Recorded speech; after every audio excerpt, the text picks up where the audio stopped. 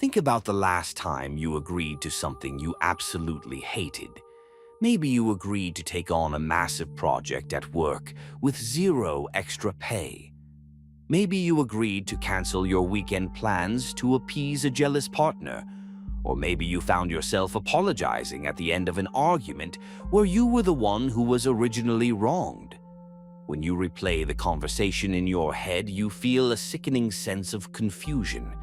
You cannot pinpoint the exact moment you lost the negotiation. They did not yell at you. They did not threaten you. They did not put a gun to your head. Technically, looking at the transcript of the conversation, you made the decision yourself. You said the word yes. And because you said yes, you carry the entire burden of the guilt.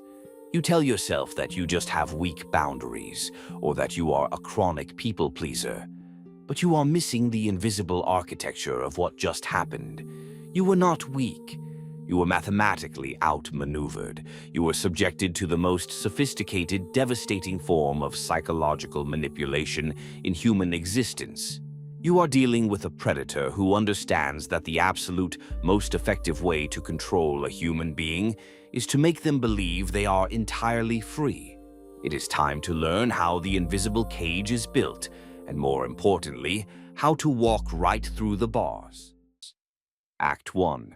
The Myth of the Dictator. To understand how you are being controlled, you must completely erase your preconceived notions of what manipulation actually looks like. When we think of control, we think of dictators. We think of aggression, raised voices, physical intimidation, and absolute demands. We think of a boss screaming, "Do this right now or you are fired." We think of a partner yelling, "You are not allowed to wear that." But that is amateur manipulation. Overt aggression is actually a sign of supreme weakness because it immediately reveals the manipulator's intentions. When someone screams a demand at you, your primitive nervous system recognizes the threat. Your defenses go up. You know you are being attacked, which means you know exactly how to fight back or escape. Master-level manipulators do not use aggression. They use inception. A true psychological predator knows that if they force you to do something, you will eventually resent them and rebel. But if they can somehow manipulate the environment so that you choose to do what they want, you will never rebel. You cannot rebel against your own decisions. You will police your own behavior. You will enforce your own submission, and you will actually defend the manipulator to your friends, claiming that you are acting on your own free will. They do not put you in chains. They simply build a maze, close off all the exits except one, and let you proudly discover the center all by yourself. Act 2. Double bind, the false dichotomy. The primary weapon used to build this maze is a linguistic tactic called the double bind, or the illusion of choice. This tactic was actually developed in childhood psychology. If a parent wants a toddler to eat their vegetables, they do not scream, "Eat your broccoli." That invites a power struggle. The child will scream no just to assert their independence. Instead, the parent asks, "Do you want to eat your broccoli first or your carrots first?" The child's brain focuses entirely on the freedom of the choice. They proudly choose the carrots, feeling a massive surge of autonomy. The child believes they have won the negotiation, completely blind to the fact that the parent just successfully rigged the game. The option of eating no vegetables was completely removed from reality. Manipulators use this exact same toddler psychology on you in the adult world every single day. Look at the toxic workplace. A manipulative boss will not say, "You have to work this weekend."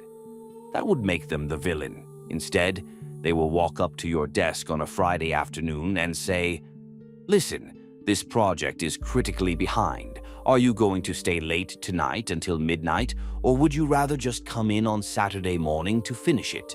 Your brain panics. You immediately weigh the two terrible options.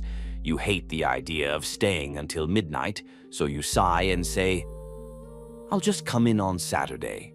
You chose Saturday. You feel like you exercised your free will. but you were completely blinded to the reality. You just agreed to work for free on your weekend. The manipulator gave you two options that both led to their exact desired outcome, and they made you feel like you were the one who made the call. Now, look at the toxic relationship. The double bind is the ultimate weapon of emotional abusers. When you bring up a valid concern, they will trap you in a false dichotomy. They will say, "Are we going to fix this relationship, or are you just going to throw everything we built away?" Look at the absolute cruelty of that framework. Option A, you fix the relationship, which in their language means you drop your boundaries, apologize, and submit. Option B, you are the villain who destroyed the relationship.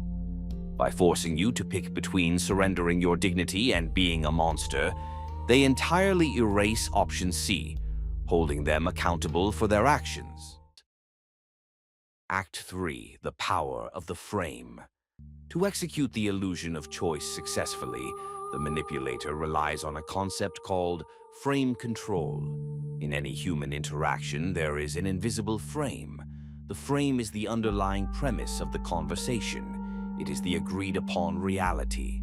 The golden rule of dark psychology is this: whoever controls the frame controls the outcome. He who asks the questions controls the frame. When you are in an argument with a manipulator, they will never defend their own actions. Instead, they will instantly put you on the witness stand. They will ask you relentless, rapid-fire questions to force you into a defensive posture. If you ask them why they lied to you, they will immediately snap back. "Why are you constantly interrogating me? Why do you have such severe trust issues? Why can't we ever just have a peaceful evening?" Notice what just happened. The frame completely shifted. The conversation is no longer about their lie. The conversation is now entirely about your paranoia, your emotional instability, and your inability to keep the peace. Because you are a good person, your natural instinct is to defend your character. You start explaining that you don't have trust issues. You just want honesty. The moment you start defending yourself, you have lost the frame. You have implicitly agreed to their premise. You are fighting the battle on their territory. If you are justifying your tone, explaining your emotions, or defending your sanity, you are actively being controlled. They have successfully shifted the spotlight off their abuse and permanently glued it to your reaction. Act 4. The presupposition tactic, the loaded question. Once they have you in a defensive frame, they will hit you with the final psychological blow, the presupposition. A presupposition is a linguistic trick where the manipulator asks a question that assumes a damaging fact is already true. In the legal world, this is known as a loaded question. The classic example is the lawyer asking the witness, "Have you stopped beating your wife yet?" If you answer yes, you admit you used to beat her. If you answer no, you admit you are still beating her. The trap is embedded in the structure of the question itself. Toxic partners and manipulative friends use this on you constantly. They will look at you and ask, "Why do you always have to be so dramatic?" Or, "When did you stop caring about this team?" Or, "Why are you always trying to ruin my mood?"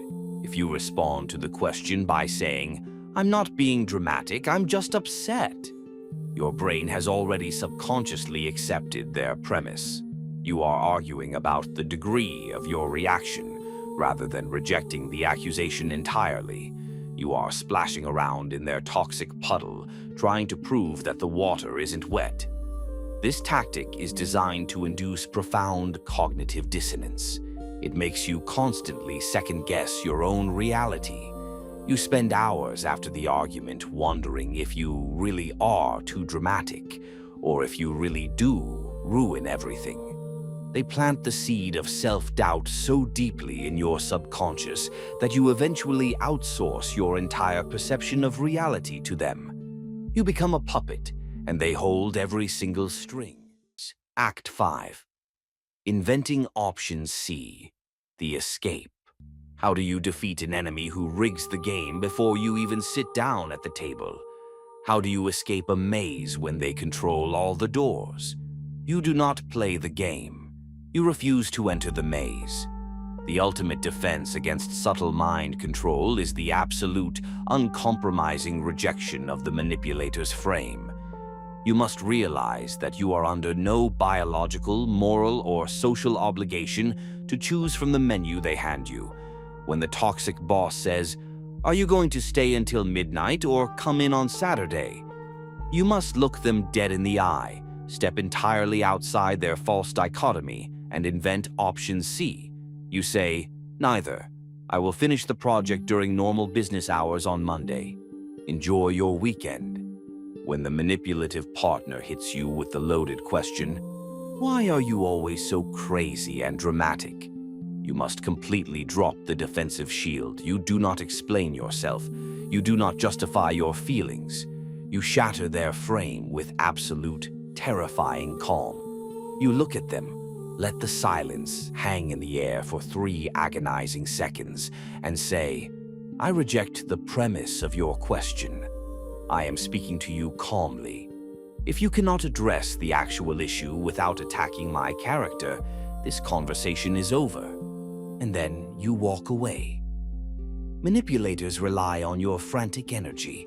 They rely on your desperate desire to be understood, to be seen as a good person, and to keep the peace. They use your empathy as the actual bait in the trap. To break their control, you must become deeply comfortable with being the villain in their narrative.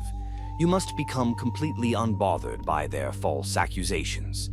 When you stop scrambling to defend yourself, when you refuse to answer their loaded questions, and when you start inventing option C, their entire psychological architecture collapses. They have no power over a mind that refuses to accept their reality. The cage they built for you has no lock. The door has been wide open this entire time. Stop choosing between their 2 poisons. Step out of the frame. Reclaim your mind and walk away.